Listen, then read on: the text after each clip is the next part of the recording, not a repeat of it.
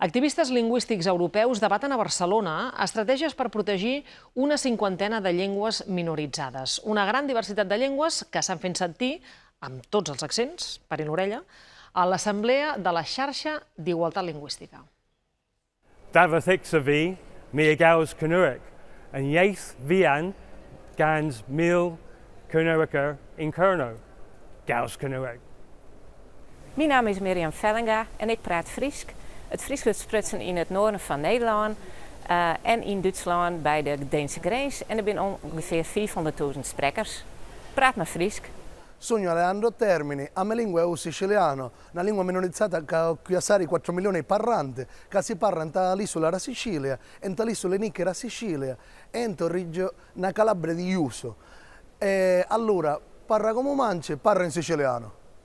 Soc Laura Soler Estalella, la meva llengua materna és el català i tot i que té uns 10 milions de parlants, els sociolingüistes el consideren una llengua minoritzada perquè no gaudeix d'un ple ús social ni és d'obligat coneixement en tot el seu territori històric.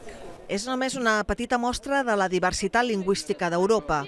Una norantena d'activistes lingüístics participen a l'Assemblea General de l'ELEN, la xarxa europea d'igualtat lingüística, l'ONG internacional més gran dedicada a protegir i promoure les llengües amenaçades o en perill d'extinció. Els seus membres parlen i representen una cinquantena de llengües en 25 estats europeus.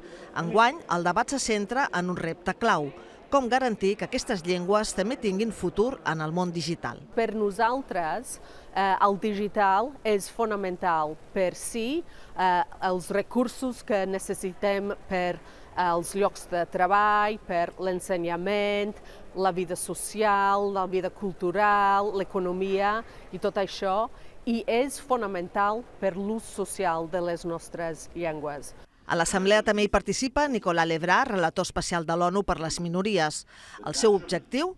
Traslladar a la Unió Europea la urgència d'una legislació que protegeixi de manera efectiva totes aquestes llengües en un moment d'alt suport públic. Els parlants de llengües que lluiten per sobreviure són solidaris i agraïts amb qui fa l'esforç d'expressar-s'hi. Jo sé que quan hi ha gent de fora que aprenen la meva llengua, és Nadal, sempre.